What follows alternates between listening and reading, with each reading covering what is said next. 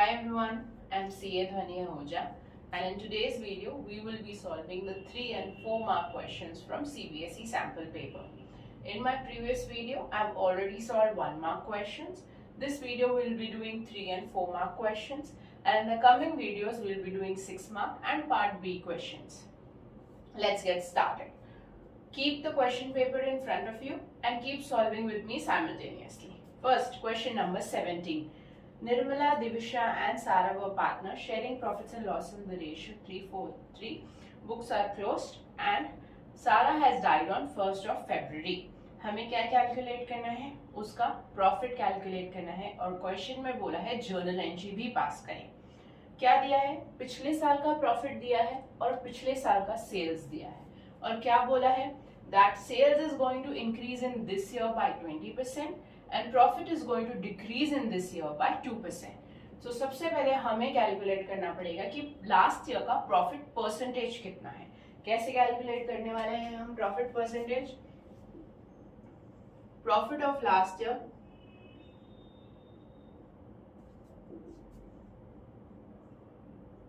Divided by sales of last year. Last year का profit हुआ था 1,20,000 और लास्ट ईयर की सेल्स हुई है 10 लाख. सो हमारा प्रॉफिट परसेंटेज आ जाएगा 12%. ये लास्ट ईयर का है. अब हमें चलना है करंट ईयर की तरफ. करंट ईयर क्या बोला है क्वेश्चन में? करंट ईयर का sales is going to increase by 20%. So last year के सेल्स थे 10 lakh, they are going to increase by 20%. so हम 20% उसमें ऐड कर देंगे. so हमारे सेल्स हो जाएंगे 12 लाख. उसके बाद हमें कैलकुलेट करना है profit.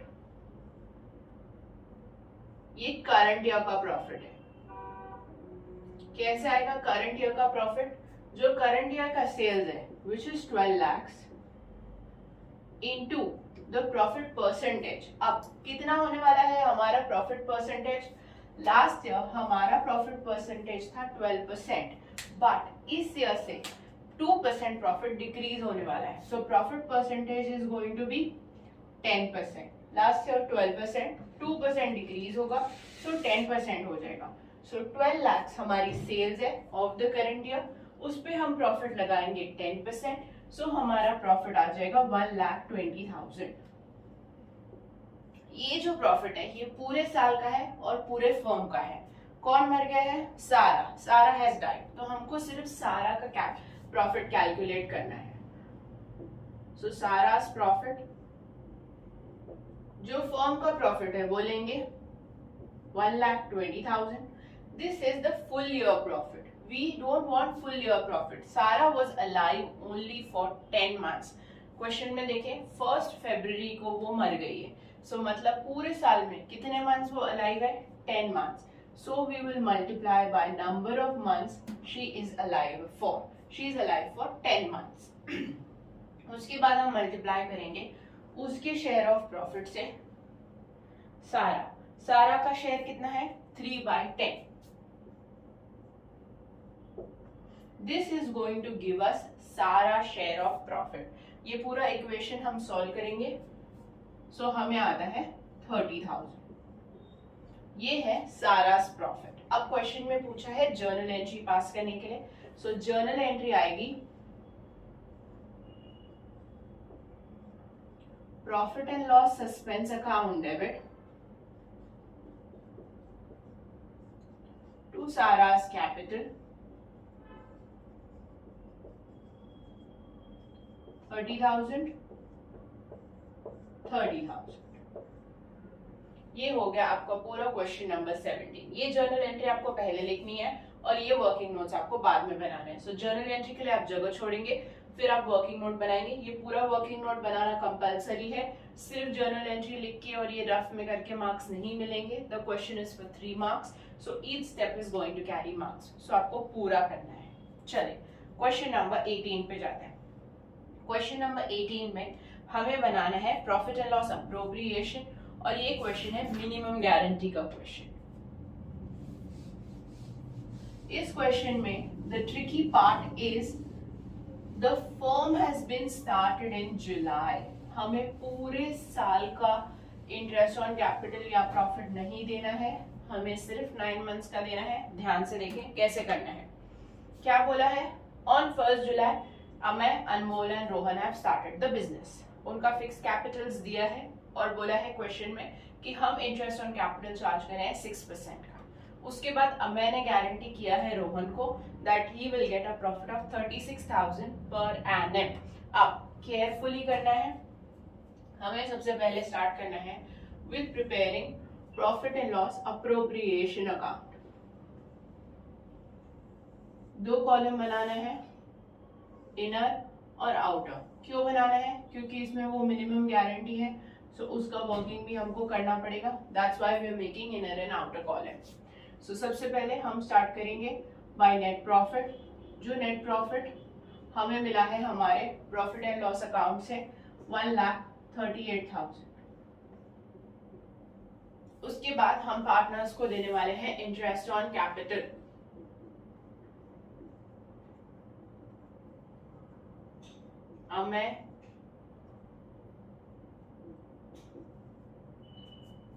Amay, Anmol and Rohan. अब 2 lakhs is the capital of Amay. 2 lakhs पे 6% इंटरेस्ट हमें देना है फॉर 9 मंथ्स। 9 मंथ्स के लिए ही देना है बिकॉज जुलाई में ही उन्होंने बिजनेस स्टार्ट किया है। सो हम सिर्फ 9 मंथ्स का ही इंटरेस्ट ऑन कैपिटल देंगे। सो 2 lakhs पे 6 मंथ्स के लिए 9 मंथ्स के लिए 6% interest is going to come 9,000। Next Anmol. Anmol का कैपिटल है 1 लाख। सेम थिंग हम करेंगे, 1 लाख पे 6% 9 मंथ्स के लिए, सो ये आ जाएगा 4,500। रोहन का भी कैपिटल है 1 लाख, 6% 9 मंथ्स के लिए, सो ये भी आ जाएगा 4,500।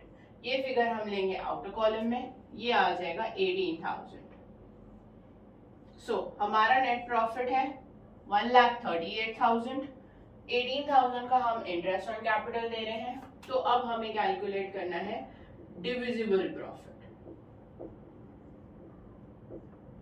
कैसे आएगा, 138 minus 80, so we will get 1,20,000। अब ये 1,20,000 हमको इन तीनों को देना है इनके प्रॉफिट शेयरिंग रेशियो में, which is 3:2:1। So Amay, Anmol, Rohan. 1,20,000 into 3/6, 1,20,000 into 2/6, and 1,20,000 into 1/6. That's how we are going to calculate. So inner column में लिखेंगे इधर 20,000 Rohan, 120 into 2/6 40,000, 120 into 3/6 60,000. Okay, now the tricky part of the question is Rohan को कितना profit जाना चाहिए। अब Rohan's profit हम उसे दे रहे हैं 36,000 फॉर द फुल ईयर, पर हम फुल ईयर बिजनेस नहीं कर रहे हैं, हमने सिर्फ इस ईयर में 9 मंथ्स के लिए बिजनेस किया। So we have to do 9/12, so he should be getting a profit in this particular year minimum 27,000. so इसे अब तक हमने दिया है 20,000, बाकी का जो 7,000 है वो अमय देने वाला है। so हम क्या करेंगे, यहाँ पे ऐड करेंगे मिनिमम गारंटी 7,000, आउटर कॉलम 27,000। इसको हमको कुछ नहीं करना है, इसका आउटर कॉलम 40 ही रहेगा अनमोल का। ये जो 7,000 है ये मिनिमम गारंटी अमय दे रहा है, सो अमय के प्रॉफिट में से 7,000 कम कर देंगे, सो अमय का प्रॉफिट आ जाएगा 53,000। That's it. Profit and loss appropriation को क्लोज कर दो, 1,38,000 दोनों साइड टोटल। जब मिनिमम गारंटी का क्वेश्चन आ रहा है आपको केयरफुली देखना है, ऐसे पर एनम या मिडिल ऑफ द ईयर उन्होंने बिजनेस स्टार्ट नहीं किया है, उससे क्या होगा, आपके आईओसी पे भी फर्क पड़ेगा, आपका मिनिमम गारंटी भी इफेक्ट हो जाएगा। सो केयरफुली सॉल्व दिस। चलिए 18th का और क्वेश्चन करते हैं। 18th का और क्वेश्चन पास एडजस्टमेंट का क्वेश्चन है। अगेन वो क्वेश्चन में भी ट्रिक इन्वॉल्व है। क्या करना है, जब आप क्वेश्चन रीड कर रहे हैं तभी आपको समझना है, because when you are going to solve, अगर तब आपको उसका ट्रिक समझ आया तो आपको पूरा क्वेश्चन कट करके रीड करना पड़ेगा। सो आपको केयरफुली जब आप रीड करते हैं तभी ही अंडरस्टैंड करना है कि प्रॉब्लम क्या है क्वेश्चन में। सो और पास एडजस्टमेंट, अगेन जर्नल एंट्री के लिए आप जगह छोड़ेंगे, उसके बाद वर्किंग नोट हम बनाने वाले हैं। वर्किंग नोट कैसे बनाना है, पर्टिकुलर्स कौन है हमारे 3 partners, Ajay, Manish and Sachin. So we need 3 columns for them, Ajay, Manish, Sachin. The last column is going to be of firm. अब क्या हो गया है, हमने प्रॉफिट दे दिया है before giving IOC. So first we'll have to reverse the profit. कितना प्रॉफिट है, 2 लाख का, जो हम रिवर्स करेंगे उनके प्रॉफिट शेयरिंग रेशियो में, विच इज 5:3:2। उसमें आप पहले रिवर्स करेंगे। जब हम रिवर्स कर रहे हैं, हमने ऑलरेडी प्रॉफिट पार्टनर्स को दे दिया है, हम रिवर्स करें मतलब हम उनसे प्रॉफिट वापस ले रहे हैं। अगर हम प्रॉफिट उनसे वापस ले रहे हैं तो उनके कैपिटल अकाउंट्स में नेगेटिव फिगर आ जाएगा। कितना है, 2 lakh into 5/10, 1 lakh. 2 lakhs into 3/10, 60,000. 2 lakhs into 2/10, 40,000. और फर्म के पास वापस आ रहा है, सो इसलिए फर्म में फिगर आएगा पॉजिटिव 2 lakhs. अब केयरफुली सी योर आईओसी। क्या है क्वेश्चन में, कैपिटल्स, फिक्स कैपिटल्स उनके दिए हैं 6 lakhs, 8 lakhs, 11 lakhs. ध्यान से सुनो, कितना कैपिटल है, 6 लाख। दूसरे बंदे का कैपिटल है 8 लाख, तीसरे बंदे का कैपिटल है 11 लाख। अगर हम कैपिटल्स का टोटल करते हैं तो कैपिटल टोटल आ जाता है 25 लाख। 25 लाख पे हमें 10% का आईओसी प्रोवाइड करना है। 25 लाख पे 10% करेंगे तो आ जाएगा 2,50,000। हमारे पास प्रॉफिट सिर्फ 2 लाख है। Can we give IOC 2,50,000? No, you cannot lead to a loss because of IOC. Question में नहीं बोला है that IOC is a charge. अगर क्वेश्चन में बोला हो IOC is a charge तो आप पूरा 250 देंगे, बट क्वेश्चन में सिर्फ बोला है that IOC is provided, तो हम कितना IOC सिर्फ दे सकते हैं, till the extent of 2 lakhs. हम लॉस में नहीं जा सकते हैं, हम 250 की आईओसी नहीं दे सकते हैं, हम सिर्फ 2 lakhs की ही आईओसी दे सकते हैं। सो अब हम 2 lakhs in the form of IOC देंगे।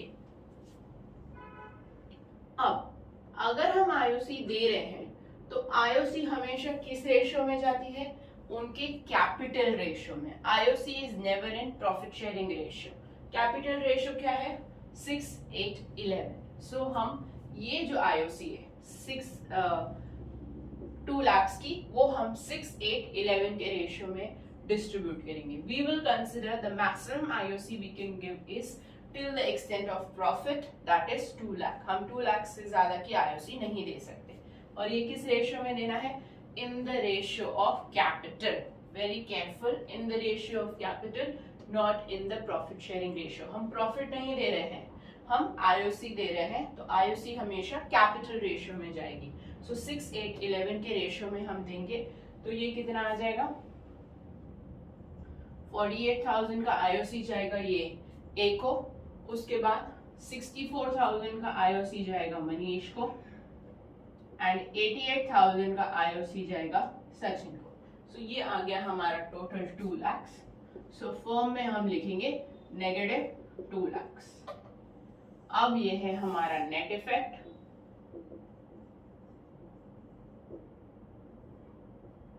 We are getting a negative 52,000 here. We are getting a positive 4,000 over here. In S column, we are getting a positive of 48,000 and here we are getting a 0. अब आपको क्या check करना है कि आपको vertically 0 आ रहा है और हॉरिजॉन्टली भी 0 आ रहा है, मतलब आपने सही सॉल्व किया है.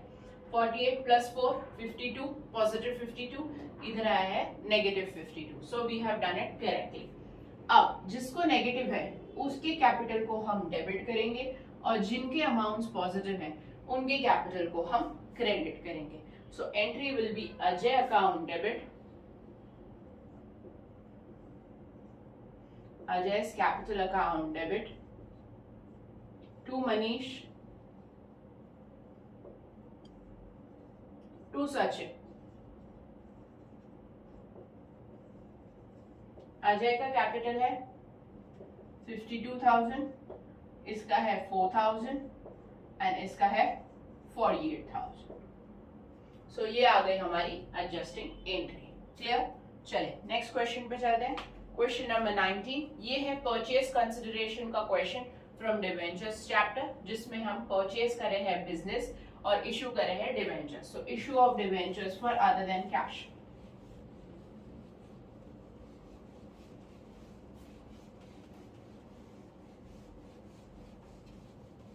अब क्या हो रहा है इस क्वेश्चन में, आपको सबसे पहले सेकेंड एंट्री पास करनी है जो है परचेज कंसिडरेशन की, क्योंकि हम इस क्वेश्चन में लिखा हुआ नहीं है कि मिथुन को कितना परचेज कंसिडरेशन पे कर रहे हैं.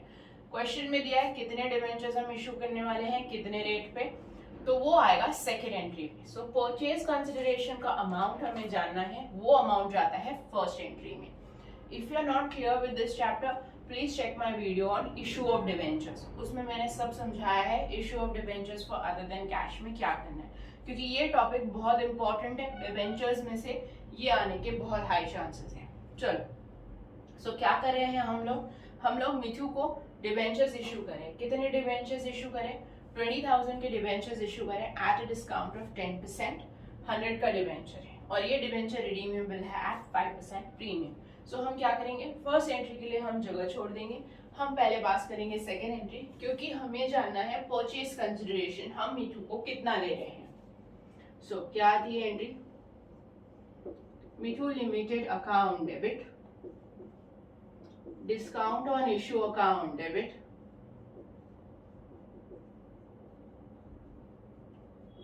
एक लाइन छोड़ना है, टू 9% डिवेंचर्स.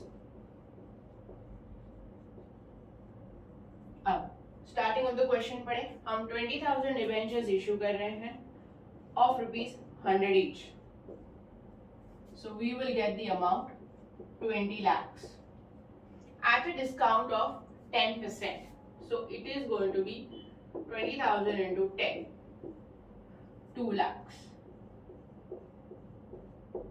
क्रेडिट पे 20 lakhs है, डेबिट पे 2 lakhs है, मतलब हम मिथु को परचेज कंसिडरेशन पे करेंगे 18 lakhs. ये हमारा बैलेंसिंग फिगर आया है इस एंट्री से.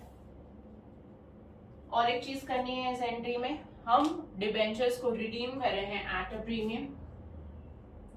सो 2 प्रीमियम ऑन रिडेम्पशन. हम रिडीम कर रहे हैं एट 5% प्रीमियम. सो 20,000 into 5, 1 lakh. तो हमें लॉस ऑन इशू को भी डेबिट करना पड़ेगा. Loss on issue 1 lakh. ये है सेकेंड एंट्री. अब हमें पास करनी है फर्स्ट एंट्री. क्या कर रहे हैं हम, परचेज एसेट्स परचेज कर रहे हैं 23,50,000 के और लायबिलिटीज परचेज कर रहे हैं 6 लाख की. सो देखो एंट्री क्या आएगी, assets account debit 23,50,000. You will leave one line after this, then write 2 liabilities 6 lakhs and 2 Mithu. This is your purchase consideration. हम मिथु को परचेज कंसिडरेशन पे करने वाले हैं, वो अमाउंट आएगा सेकेंड एंट्री में से 18 lakhs. Now listen carefully. Debit पे अमाउंट है 23,50,000. क्रेडिट पे अमाउंट है 24 lakhs. Means we are paying him extra money. उसका नेटवर्थ आ रहा है 17,50,000, बट हम उसे पे कर रहे हैं 18 लाख एक्स्ट्रा पे कर रहे हैं। ये क्यों पे कर रहे हैं? Because of his goodwill. So जो बैलेंसिंग फिगर है वो हम इधर गुडविल में डेबिट करेंगे, वो आएगा ये 50,000। कैसे आया वो 50,000?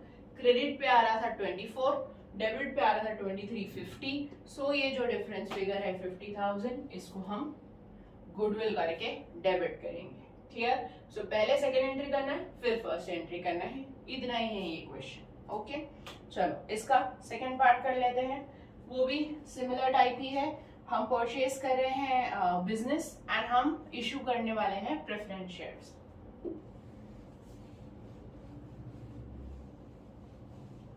उस क्वेश्चन में द और question now we have to calculate the number of preference shares. So let's start. We are purchasing assets of worth 45 lakhs and liabilities of 6,40,000 and we are paying a purchase consideration of 36 lakhs. किससे purchase करें? Mature Limited से। So assets account debit,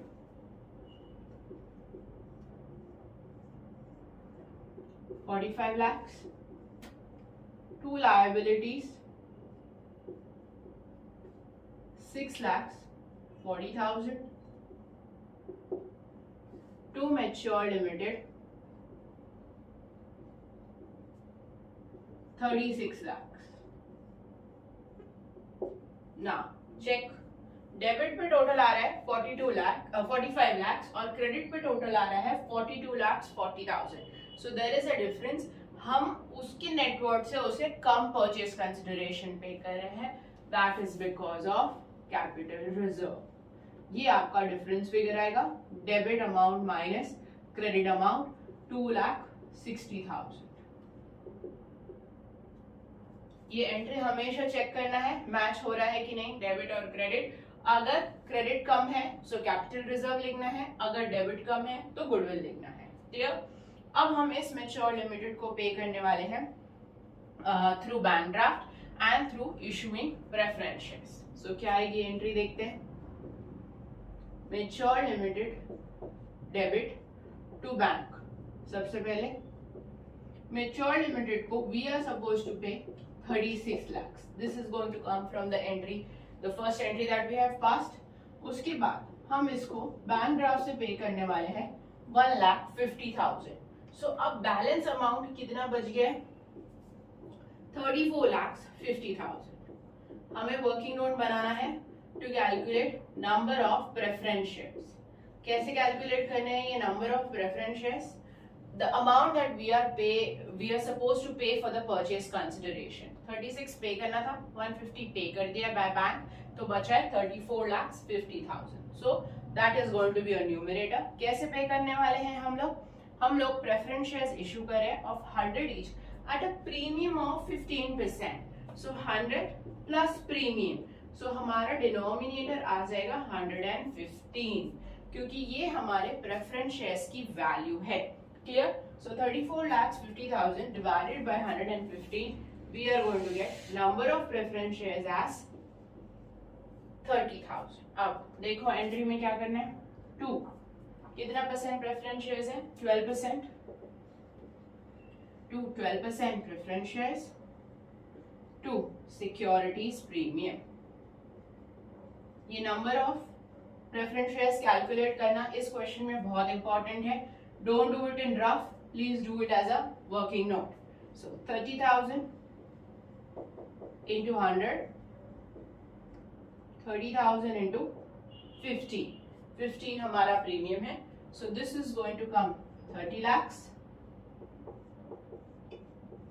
and this is going to come 4,50,000. So अब हमारी entry balance हो गई है, debit पे 36 लाख है, क्रेडिट पे भी 36 लाख है। ठीक है, चलो आगे बढ़ते हैं। Question number 20। क्वेश्चन नंबर 20 में हमें कैलकुलेट करना है करेक्ट नॉर्मल प्रॉफिट। जो हमारे अबनॉर्मल लॉसेस हैं और अबनॉर्मल गेन्स हैं उनको हमें एडजस्ट करना है। सो फिर से आपको एक टेबल बनाना पड़ेगा।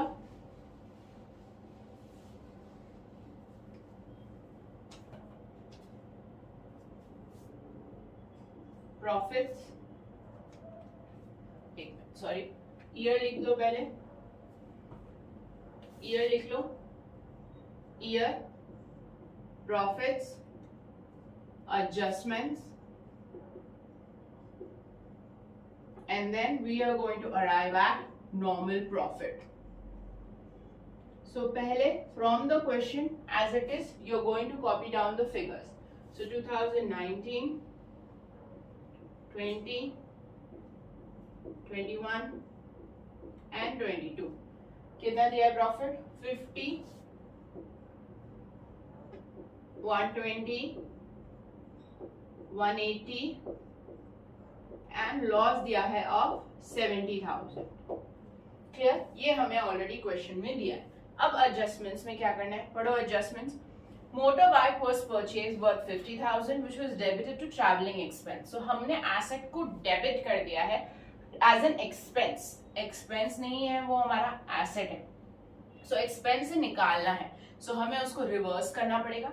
जब हमने उसको एक्सपेंस ट्रीट किया था तब हमने माइनस किया होगा. अब हम रिवर्स करने वाले हैं तो हमें प्लस करना पड़ेगा. कौन से ईयर में प्लस करना है? ऑन 1st April 21 दिया है क्वेश्चन में. So it is going to be this year. So we have to add back this expense which is 50,000. Clear? अब आगे क्या हो रहा है? इस पे हमको डेप्रिसिएशन भी चार्ज करना है which is 20% on straight line method. अब जब ये हमारा एसेट बन गया है तो डेप्रिसिएशन तो चार्ज करना पड़ेगा. Depreciation is going to be the expense. So यहीं पे हमको माइनस करना है depreciation 20% on 50,000 which is going to come 10,000. आगे इंश्योरेंस प्रीमियम पे किया है. वी हैव टू पे इंश्योरेंस प्रीमियम. उसमें कुछ abnormal profit, abnormal loss, gain कुछ भी नहीं है. रिवर्स कुछ नहीं करना है. That adjustment is just given to confuse. So completely ignore that adjustment. चलिए, इधर कुछ नहीं आ रहा है. So normal profit आ जाएगा 50,000, 1,20,000, 1,80,000. अब इधर ध्यान से करना है. ये है -70. यहाँ पे नेट इफेक्ट आ रहा है +40. So -70, +40, we are going to get a -30. Total करेंगे 3 लाख, सॉरी टोटल आ जाएगा 3,20,000. ये आ गया हमारा 4 इयर्स का प्रॉफिट. अब हमें कैलकुलेट करना है average profit. So 3,20,000 divided by 4, ये आ गया एवरेज प्रॉफिट. अब हमें कैलकुलेट करना है goodwill. Average profit into number of years purchase. So ये आ गई हमारी goodwill of the firm which is 1,60,000. ये क्वेश्चन में क्या कैलकुलेट करना है हमें? गुडविल कितना जाएगा? Change in profit sharing ratio का क्वेश्चन है. सो हमें अब कैलकुलेट करना पड़ेगा which partner is gaining, which partner is sacrificing. 3 partner हैं हमारे पास, डोरेमोन, सिंचन एंड नोबिता. पहले इनका ओल्ड प्रॉफिट शेयरिंग रेशियो था 3:1. So 3/6, 2/6, 1/6. Now they are sharing profits equally. So new ratio आ गया 1/3, 1/3. इधर डिनोमिनेटर 6 कर दो कॉमन. सो न्यूमरेटर और डिनोमिनेटर को मल्टीप्लाई कर दो bye 2. So your calculation will become easier. अब यहाँ क्या आ गया? 3/6 minus 2/6. यहाँ आ गया 2/6 minus 2/6. यहाँ आएगा 1/6 minus 2/6. So we'll get 1/6. Here we're getting 0. Here we're getting minus 1/6. Means this person is sacrificing and this person is gaining. कितना गुडविल हमने कैलकुलेट किया था? 1,60,000. इनका सैक्रिफाइस है 1/6 या गेन है 1/6. सो गुडविल का अमाउंट आता है 26,667. क्लियर? अब हम पास करेंगे journal entry. Journal entry will be gaining partner debit to sacrificing partner. So the entry is going to be Nobita to Doraemon. Nobita's capital account debit to Doraemon's capital account, ये amount 26,667 clear. ये था हमारा question number 20। Let's move on to question number 21 which is from shares chapter. We have to present the share capital in the balance sheet. Balance sheet is simple. Main part is notes to accounts. Notes to accounts हमें बहुत carefully करना है, उससे ही हमें हमारा main share capital का amount मिलेगा। तो चलो पहले छोटा सा फॉर्मेट बना दो of your balance sheet. Question में सिर्फ शेयर कैपिटल पूछा है तो सिर्फ शेयर कैपिटल करना है, रिजर्व्स वगैरह नहीं पूछा है। No need of doing all of that. So particulars, note number and amount. Okay, this is equity and liabilities.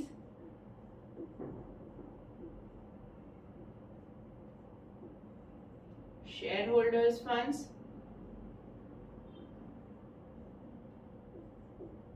and under that share capital. You will write note number 1. Okay, now here notes to accounts,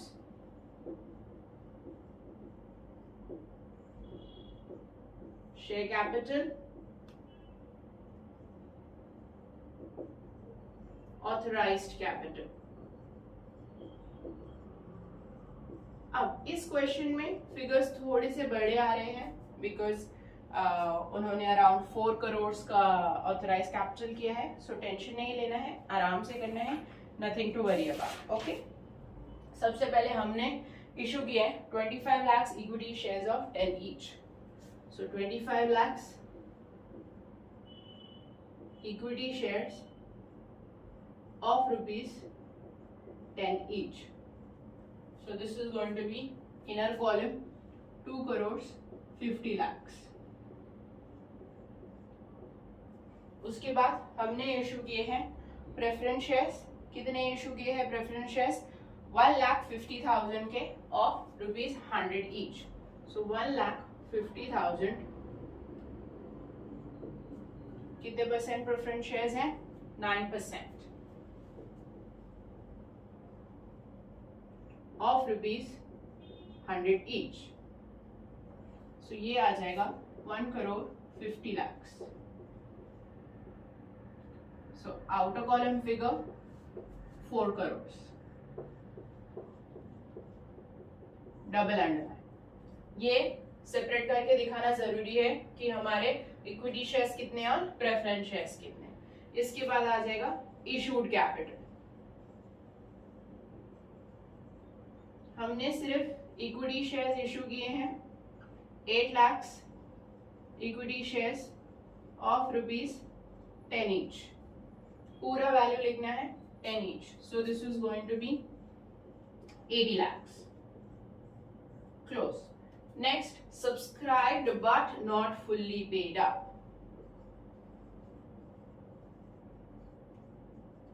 ये वाला part बहुत important है, ध्यान से सुनो। क्या बोला है क्वेश्चन में कि उन्होंने सिर्फ अलॉटमेंट तक ही कॉल किया है। All dues on allotment are received, मतलब अलॉटमेंट तक ही हमें वर्किंग करना है। अलॉटमेंट के आगे जो फर्स्ट कॉल है वो अभी तक हुआ ही नहीं है। इसके लिए सारे शेयर्स आ रहे हैं in subscribe but not fully paid up. अभी तक हम सिर्फ अलॉटमेंट तक ही पहुंचे। अब अलॉटमेंट तक का अमाउंट कितना है कैलकुलेट करेंगे। ₹3 एप्लीकेशन पे है और ₹7 अलॉटमेंट में है इंक्लूडिंग प्रीमियम। सो एप्लीकेशन का है ₹3, अलॉटमेंट का है ₹7 इंक्लूडिंग प्रीमियम। सो हमारा शेयर है ₹10 का, 20% इस पे प्रीमियम लगाएंगे तो ₹2 आ जाएगा हमारा premium. So allotment will be 5 + 2 7। सो अब तक हमने कितना कॉल किया है? ₹8। ये अमाउंट कैलकुलेट करना इंपॉर्टेंट है क्योंकि यही आने वाला है हमारे इधर वर्किंग नोट में of subscribe but not fully paid up में। सो कितने शेयर्स हैं हमारे? 8 lakhs equity shares of ₹8 each. अब तक हमने 8 ही कॉल किया है, सो हम 8 ही लिखेंगे। सो सो ये आ जाएगा 64 lakhs. अब there is one person named Rocky who holds 15,000 shares जिसने allotment money नहीं पे किया. allotment 5 rupees है, वही कंसिडर करना है, प्रीमियम कंसिडर नहीं करना है. So less calls in arrears 15,000 into 5 जो अलॉटमेंट का अरियर इसने नहीं पे किया. सो 15,000 into 5 75,000. So final amount that we have received will be 63,25,000. ये हम लिखेंगे ऊपर हमारे बैलेंस शीट में 63,25,000. क्लियर? That's it. ऐसे ही प्रेजेंट करना है इस क्वेश्चन को. फर्स्ट कॉल नहीं करना है बिकॉज कंपनी ने फर्स्ट कॉल नहीं किया है. ठीक है. Let's move on to question number 22. This is the question from dissolution और हमें क्वेश्चन में सिर्फ जर्नल एंट्री पास करने के लिए बोले हैं and most of them are partner loan के journal entries. So please remember, partners loan does not go to realisation account. It is an internal liability, not an outsider liability. So हम उसे realisation में नहीं डालते हैं, हम उसका separate account बनाते हैं. So if an asset is given to a partner's loan, उसकी journal entry आएगी. अगर outsider liability को हम एक asset देते हैं तब उसकी journal entry नहीं आती है. But here it is loan from a partner. So if you are giving an asset or if you are doing anything, उसकी journal entries लिखना compulsory है. So carefully do. Let's start. The first entry. Dhwani's loan of 50,000 to the firm was settled by paying 42,000. 50,000 उसका loan amount है, हम उसे सिर्फ पे कर रहे हैं 42 और उसका लोन हमने सेटल कर दिया है. अगर हमने उसका लोन सेटल कर दिया है सो द डिफरेंस फिगर वो कहाँ डालेंगे हम? 50 का हम सिर्फ 42 पे कर रहे हैं. So the difference amount is going to go to realisation account. चलो एंट्री देखो कैसे लिखना है. Dhwani's loan account debit. कितना लोन है इसका? 50,000. How much are we paying her? Bank account 42. So अब जो डिफरेंस फिगर है वो हमारा रियलाइजेशन का प्रॉफिट है. सो हम उसे डालेंगे रियलाइजेशन में 8,000. Clear? No other account is available. It is your profit because you have paid. कम पैसे पे करने पड़ रहे हैं सो वो हमारा रियलाइजेशन का प्रॉफिट है. So it is going to go to realisation account. Next, Pavni's loan of 40,000 was settled by giving an unrecorded asset of 45. So 40 का हम सेटल कर रहे हैं सो सिर्फ 40 की ही एंट्री आएगी. कैसे उसको सेटल कर रहे हैं? By giving her an unrecorded asset. वो अनरिकॉर्डेड एसेट कहाँ से आएगा? रियलाइजेशन अकाउंट से ही आएगा. We are not paying her any money by bank. So how are we paying her? Through realisation by recording an unrecorded asset. So क्या entry आएगी ये सेकेंड की? Avni's loan account debit 40,000 to realization. 40 लिखना है, 45 नहीं लिखना है हमको. उसका वैल्यू 40 मिला है हमें उस 45 के एसेट का, तो 40 लिखना पड़ेगा बिकॉज 40 में ही वो सेटल हो रहा है. सो 40 लिखना पड़ेगा. Next one, loan to Charu of 60,000 was settled by payment to Charu's brother's loan of the same amount. अब हम क्या कर रहे हैं? पार्टनर को हमने लोन दिया है. The firm has given the loan to the partner. Same ही है उसका लॉजिक, उसका भी हमें अलग अकाउंट बनाना पड़ता है. If you have given the loan to the partner, it is not going to go to realization. You have to prepare a separate account. When you are going to prepare a separate account, however it is settled, आपको उसकी entry पास करनी पड़ेगी. No entry case नहीं आता है ये. सो हमने क्या किया है? इसको पे किया है. सो इसकी एंट्री क्या आएगी? रियलाइजेशन. ये लोन हमने पार्टनर को दिया हुआ है. सो realization to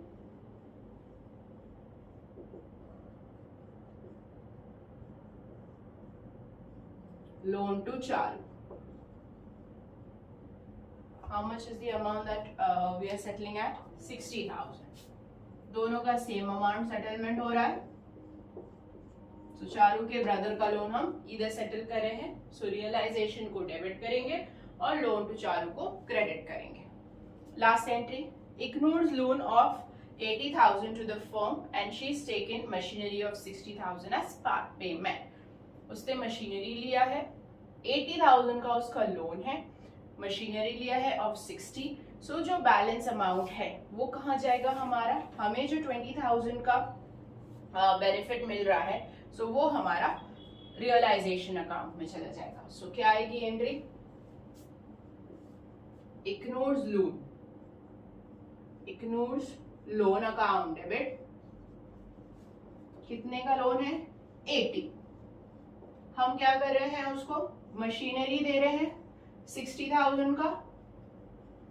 so to realisation 60 and बाकी का जो है वो हम पे कर देंगे. सो टू बैंक 20. पार्ट पेमेंट हो रहा है. पार्ट पेमेंट के लिए उसने मशीनरी लिया है. सो रियलाइजेशन को क्रेडिट करेंगे. बाकी का मनी हमको ऑब्वियसली उसको पे करना है. We have to close her account. So to bank करेंगे 20,000. ये पार्टनर लोन है इसीलिए. इग्नोर्स लोन मतलब वो पार्टनर का लोन अकाउंट है, वो हमारी पार्टनर है. सो इसीलिए हम उसको एसेट दे रहे हैं तो हम उसकी एंट्री कर रहे हैं. इनकेस आउटसाइडर लायबिलिटी को हम एसेट देते हैं तब हम उसकी एंट्री नहीं करते हैं. क्लियर? सो आज के वीडियो में हमने सारे 3 और 4 मार्क के क्वेश्चंस कर लिए हैं. बाकी का सैंपल पेपर हम आगे के वीडियोस में करेंगे. अगर आपको कोई भी डाउट है please right in the comment section. If you like this video, please like, share and subscribe to my channel. Thank you for watching. Bye bye.